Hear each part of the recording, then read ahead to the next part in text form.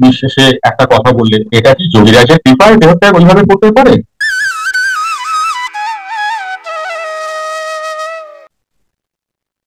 তো বিষয়টা হচ্ছে, মানুষ যখন ক্রিয়া পায়, ক্রিয়া পেয়ে যখন ক্রিয়া শুরু করে, তখন যোগীরাজের ইচ্ছাই করে। যোগীরাজের ইচ্ছা না হলে ক্রিয়া করা যায় না, মানুষ ক্রিয়া করতে পারে না। তাই ক্রিয়াটা যদি যোগীরাজের ইচ্ছা হয়, দেহত্যাগটাও যোগীরাজের কৃপাই হয়। ক্রিয়াটাও যোগীরাজের কৃপা, দেহত্যাগটাও যোগীরাজের, সবটাই যোগীরাজের কৃপার উপরে নির্ভর করে। কখনোই যোগী আমি স্বয়ং হচ্ছি এটা যখন বলছে, আর পাঁচটা মানুষের মতো কিন্তু তার ভেতরে সেই অহংকারটা থাকে না, এটা আমার বাড়ি, এটা আমার গাড়ি, আমার সন্তান, এরকম অহংকার সেই স্তরের যোগীর কিন্তু থাকে না। যখন যোগী বলছেন অহং ব্রহ্মস্মি, আমি ব্রহ্ম, আমি মহাদেব, আমি শ্রীকৃষ্ণ, আমি আত্মসত্য, কখন জীব অহংকার করে। অহংকার কে করে? অহংকার মন করে। তো যোগী তো মনাতীত জগৎ হয়ে যাচ্ছে, তখন তার মনের অ্যাক্টিভিটিসই নেই, সুতরাং অহংকার করে কি? তার করার সে মালিক, তাকেই তো সে বসেনি। কোনোভাবে এমন কোন গুরুর কাছ থেকে নিল যে নিজেই দেহত্যাগের স্টেজে যায় নাই, কিন্তু শিষ্য কোনো কারণে ওই স্টেজে চলে গেছে, তখন তার উপায় কি? অথবা গুরু দেহত্যাগ করে ফেলছে কিন্তু শিষ্য ওই স্টেজে আটকে গেছে, কি সেটা কি তখন সূক্ষ্ম ব্যাপারগুলো ঘটে? একটি ঘোষণা আপনাদের সবার জন্য। সুপ্ত ক্রিয়া, মেডিটেশন এবং অন্তর্মুখী প্রাণায়াম ক্লাসে আসতে চাইছেন?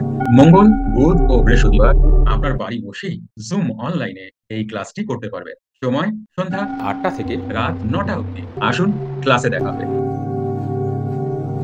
যোগীরাজকে জিজ্ঞাসা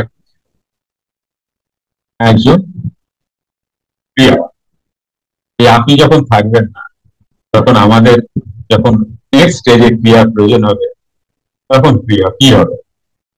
তখন কি হবে? যোগীরাজ প্রসন্নতা নিয়ে একটু হাসলেন, কিন্তু হাসতে এসে বললেন, এই জগৎ গুরু চালাচ্ছে, তুমি আমি কে বলবি? শ্লোক ইউজ করেছে, শ্লোকটা আমার খুব ভালো মনে পড়ছে না, তবে শ্লোকটা এমন, খড়কুটা বেসে যায়, আমরা তো খড়কুটা, গুরু সব চালাই, এ নিয়ে আপনার চিন্তার কোনো কারণ। সময়কালে গুরু দেহেতে থাকুক বা না থাকুক, প্রথম কথা হচ্ছে এটা খুব ভালো করে বুঝে নাও যে যিনি আদেশপ্রাপ্ত গুরু হচ্ছে, তিনি কিন্তু আদেশপ্রাপ্ত। তাহলে কার আদেশপ্রাপ্ত? কোন ব্রহ্মগুরুর আদেশপ্রাপ্ত।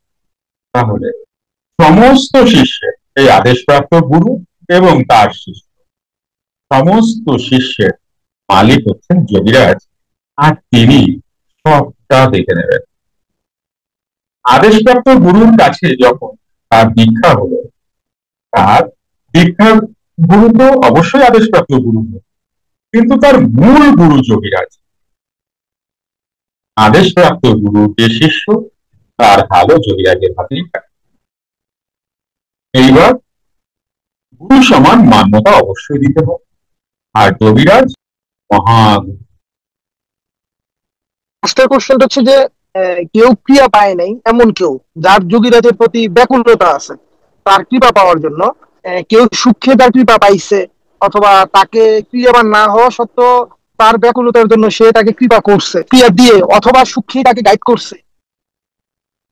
দেখো, এখানে প্রথম কথাটাই বলছি, যোগীরাজ স্বয়ং নিজে বলেছেন যে যার সময় হইবে সুদূর সাহারা মরুভূমিতে থাকিলেও তিনি ক্রিয়া পাই। কারণ এটা গুরু ভগবানের সিস্টেম, কোন রক্ত মাংস দেহের গুরু এসে তাকে ক্রিয়া দেবে। এবং বারংবার শ্রী ভগবান, তোমরা যত ভগবান জান, শ্রী রামচন্দ্র বল, কৃষ্ণ বল, সমস্ত ভগবানও এটাই তারা মান্যতা দিচ্ছে। তো ন্যাচারালি সূক্ষ্ম দেহের বিষয়টা যদি হয়, সূক্ষ্ম দেহ কাকে দিতে আসবে? সেই রকম অনুরাগী ভক্তের কাছে আসবে। আর সেই রকম অনুরাগী ভক্ত কখনো এটা বলবেন না যে আমার যোগীরাজ এসেছিলেন, সূক্ষ্ম দেহে আমাকে ক্রিয়া দিয়েছেন, কেন বলবেন না? তার নাম ডাক যশের কোনো প্রয়োজন নেই, তার প্রয়োজন তো সাধনা, সে কিন্তু গোপনে সাধনা করবে, এই জগতে কাউকেই জানাবেন না যে যোগীরা স্বয়ং এসে ক্রিয়া দেখাইয়া ইহা কেহ বলিবেন সেই অনুরাগী ভক্ত কখনোই। কারণ ধরো আমার ক্ষেত্রে এটা হলো, আমি তো তেমন অনুরাগী না, তাহলে আমি কেন বলবো? আমার তো নাম যশের কোনো প্রয়োজন নেই, আমার তো সাধনা প্রয়োজন। তাহলে আমি গোপন ভাবে সেই সাধনাই করিতে থাকবো। যারা ব্যক্ত করছেন বা ব্যক্ত করেছেন এই ধরনের কিছু শোনা যায়, যদি এই ধরনের কিছু শোনা যায়, তাহলে আমি তো প্রথমেই সন্দেহ, কোশ্চেন মার্ক লাগিয়ে দেবো যে না, এর দিকেই যাবে।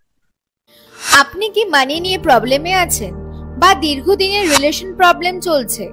আপনি কি স্ট্রেস, ডিপ্রেশন, অ্যাংজাইটি, ওভারথিংকিং এর শিকার? যদি তাই হয় তবে আপনাকে জানাতে চাই, এমন প্রবলেমে আপনি একা নন। এমন প্রবলেমে আজ বহু মানুষ। আপনার জন্য গুড নিউজ, আজ এ বিষয়ে আর চিন্তার কোনো কারণ নেই বন্ধু। বিষয়গুলোর সলিউশন আজ আপনার হাতের মুঠোয়।